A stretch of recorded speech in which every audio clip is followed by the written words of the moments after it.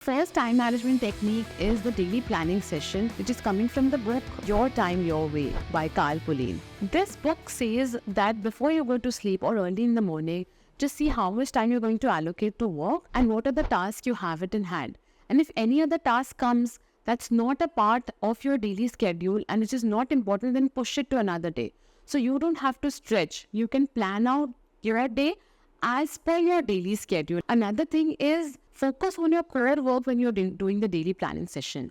You might be doing 4 hours of email reply in a day, but that's not your core work. You're not getting paid to reply to emails. You're not getting paid to just attend to meetings. You get paid for your core work. So when you're doing the daily planning session, analyze and see how much time you are giving to your core work, because that is what is gonna take you ahead in your career. One pro tip when you're doing the daily planning session, take a pen and a paper instead of using a laptop or a gadget, because our brain works much more smartly, much more organized, and plus you will not even be distracted by notifications of emails on your desktop or system. If you have resonated with what I have told till now, consider subscribing to the channel. It really means a lot. The second time management technique is coming from the book Deep Work by Cal Newport. This book says that emails are a very big time waste in our life. A bad email reply would be, yes, I'm available for lunch. Let me know what works for you. A better reply would be, yes, I'm available for lunch. Here are the few time slots that I am available. If these don't work for you, please let me know what does. And if any of these work for you, then please set it up on my calendar. So here you're closing the email loop in the sense that the person will send the calendar invite and the conversation will be done. There will be less of back and forth, less wastage of time into something that is not your core work. Email reply is not your core work. Another pro suggestion from this book is slow down your email responses. See, humans are very good at imitating each other. So if you respond slowly, then the other person will also respond slowly and you will receive fewer emails, which means you will put less time on something which is unimportant or unproductive. And that way your emails will be more thoughtful. If you receive 10 emails, out of which 70% words are unimportant, you will just get 3 emails now, out of which everything is important. The third technique is tracking your chronotype from the book, The Power of When. See, we all have different chronotypes, which means our energy levels keep varying from the morning till the evening. And this varies from person to person. For example, I am a morning person. I am at my highest energy during the morning hours and I'm very, very sluggish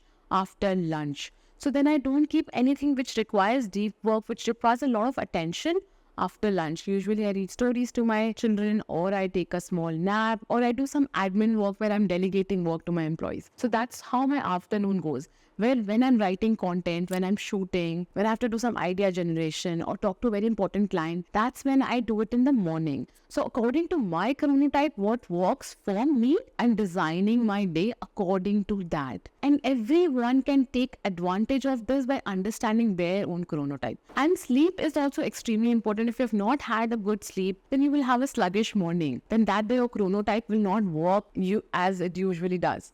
So then what you will do, you will take the day lightly and then you will recharge that night and then refresh again the next morning and start working. The fourth technique is setting your priorities right, and this is a very important time management technique coming from the book Find Your Balance. There's a very important saying which said, if everything is important, then nothing's important. And when you are doing your daily scheduling, which I talked about in the first point, you need to understand that all the tasks in your list cannot be 100% priority. So you have to make that list as per priority number 1, 2, 3, and 4. And then start finishing your work as per that. And priorities is a lot about taking a step back than taking a step forward to understand and analyze the things that you have to do the next day. Like suppose today, take for example, my number one priority is to shoot this video, because I need to send it to the editor. I have a schedule that has to go on YouTube. Everything is planned according to that. So if I don't shoot today, then there's a big problem for me. So this is a big number one priority, that irrespective if I don't do anything else, I have to check this off today from my to-do list. And when you're prioritizing, understand what your core work is. Like as a content creator, one of the core works is to shoot videos in front of the cameras.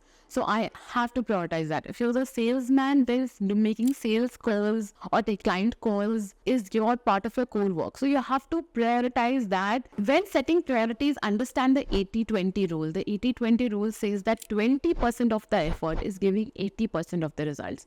So if you are well aware of those 20% of the task that is giving the 80% of the results, then that's where your priority should be there. One pro tip here: before going to sleep, just take a look at your to-do list and see the top 2 priorities. Even if you know that you are finding it difficult to solve it, or if you have a project that needs more attention and that you're not able to do, you will sleep with that problem, and your subconscious mind the entire night will process that information and will prepare you for an answer the next morning.